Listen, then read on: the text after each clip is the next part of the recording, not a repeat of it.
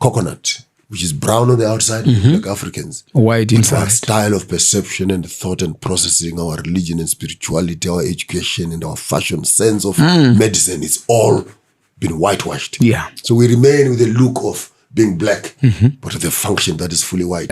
This whole Ashkenazi story, go read the book. It would be nice for us to actually have an interview on another day to discuss the theological background of how did black Jews end up white. And conveniently so, politically, that the Jews want to position themselves next to Jesus. So that when Africans look at white people, they must see the cousins of their savior. But in terms of the historicity of the Bible, there's nowhere where Jews were white. You've always, argued about the, white Jesus. White Jesus. You always say Jesus was not white. So when you went there, what did you find? I saw a group of people who are fighting over land that doesn't belong to them. That was sad, actually.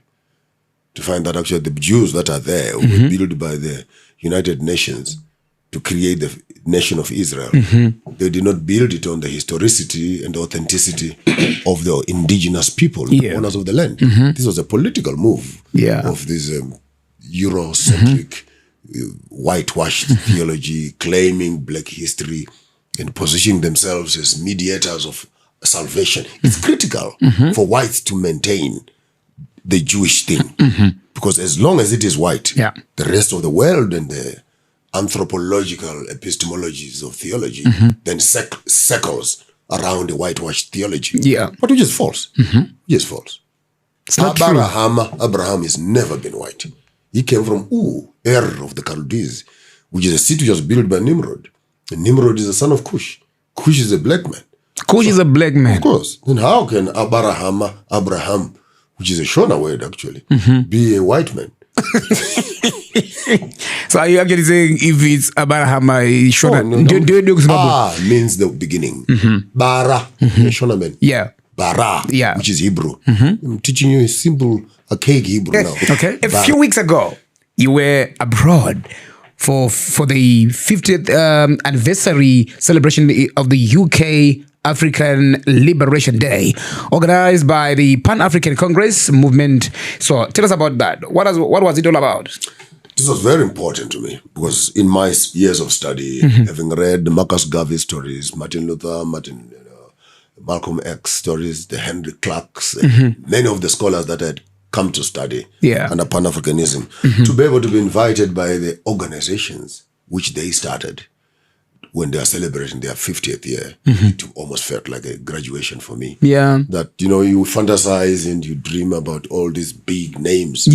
And finally you go and stand on the very stage, on the very platform, invited by the very organization that they established. And then you're supposed to give them their 50th keynote speech. I was humbled. It was quite interesting. And the intention of the Pan-African movement for the liberation of the African in diaspora, linking them back home, and to celebrate that we did 4 shows, one in Bristol, one on the top side. Then we did one in Magaba, which is now Manchester. We called it Magaba. We gave it a new name, place of noisemakers. Then we went to Berejena, which is now Birmingham, the place of the white. The place of the white hyenas. Then we came back to Rundonda, London. They are sorcerers. They are thieves of minds and consciences of the African people. There's nothing good that can come out of a sorcerer. Their religion has become sorcery to us. The whole nation. I'm even embarrassed to talk about my own vice president who can be kneeling in front of 2 bags of cement and a bucket of paint. Mother Mary, hail what. They call it Catholicism. How can you bewitch a people to an extent that they end up worshipping white idols in the name of religion? That is sorcery now on steroids. Isn't that respect? How then do you distinguish respect and worshipping? How do you kneel in front of 2 bags of cement and a bucket of paint and you call it respect? Probably, maybe you're respecting those who put that there. I'm saying, but are you okay in your head? Are you okay in your head?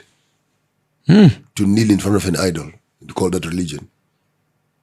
with all due respect to Catholicism and the Jesuit movement and everything that it represents. But is this African spirituality? Is this what we are? Is this what we fought for? To be kneeling in front of idols? I would like to have a conversation with my honorable vice president and really look him in the eye and ask him who he is and what he believes. And if this thing of religion has become a political rigma or it is the authenticity of African spirituality. We don't need to be taken back to that kind of slavery. We want liberation from politics, liberation from religion, liberation from economics. We cannot be talking about economic emancipation and yet we are promoting spiritual oppression on the other end. How do you think you're going to liberate yourself? As we are liberating us as a nation. The same Jesuits who orchestrated for our oppression, can they orchestrate for our liberation? So are you saying Catholics, they do worship Zidori? I'm not asking you. No, I'm asking. Walk into any of their churches. What do you find there? Do you find Jesus?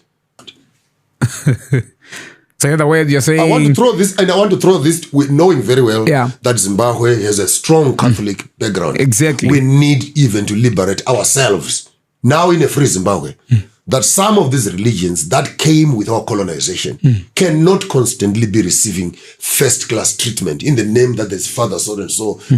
And but did you know that the headquarters of Jesuits in Africa is Shawasha? Right here. In the Harare. Headquarters of the Vatican in the south. It's Shawasha here.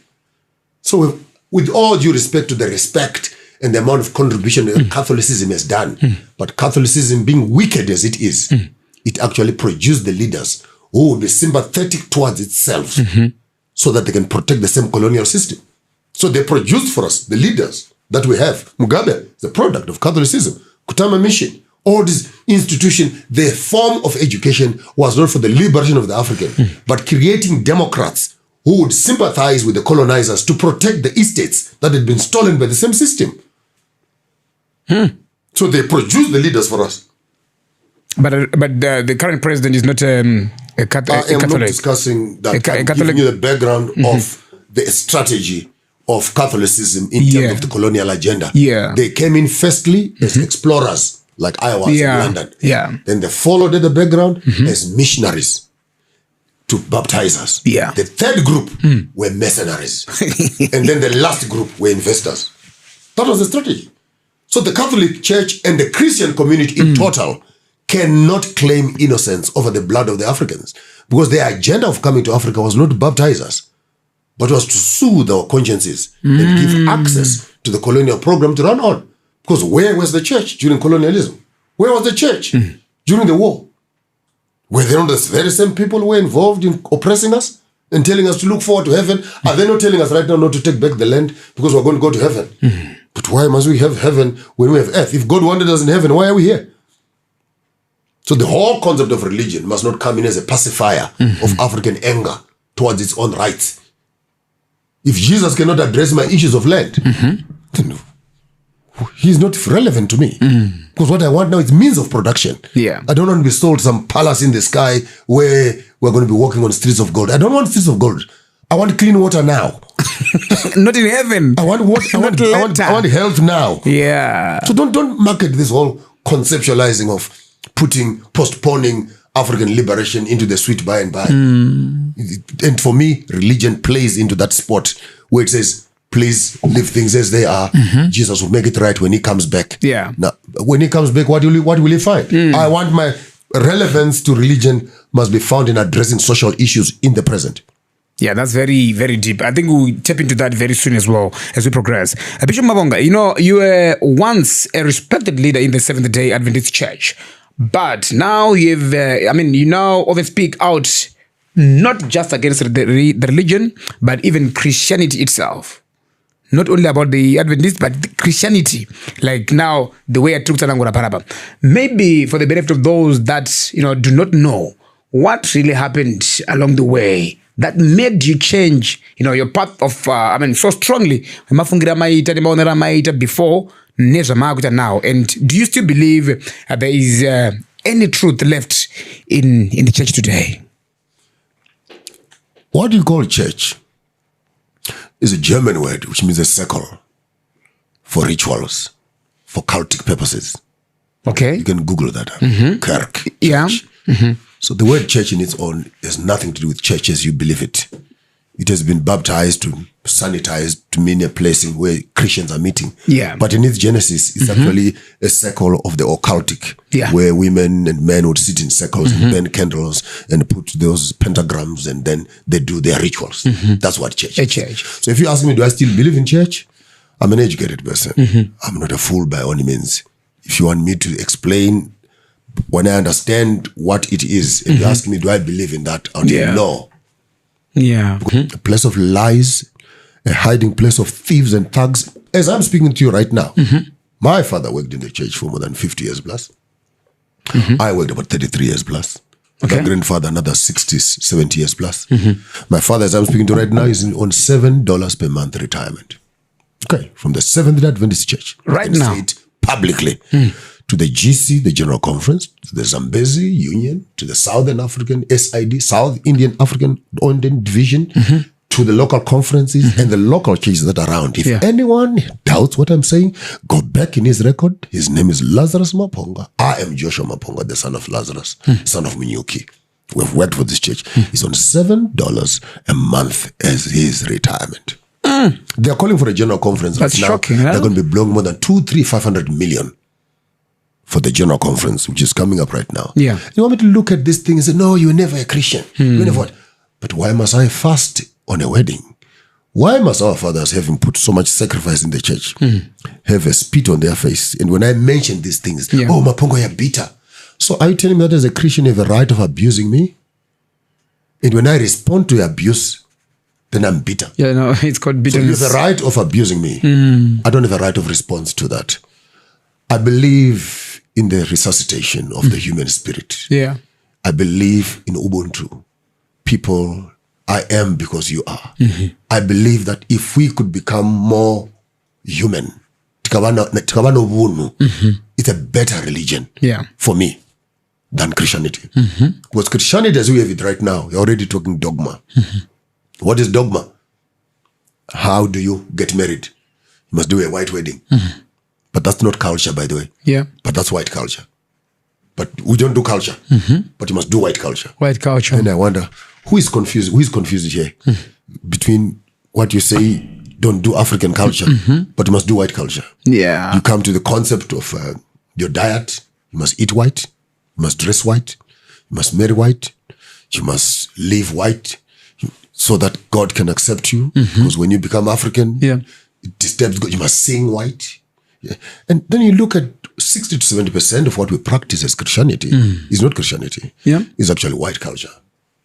I'm saying so as a theologian. It's a white culture. What do you mean by that? Maybe if you can elaborate.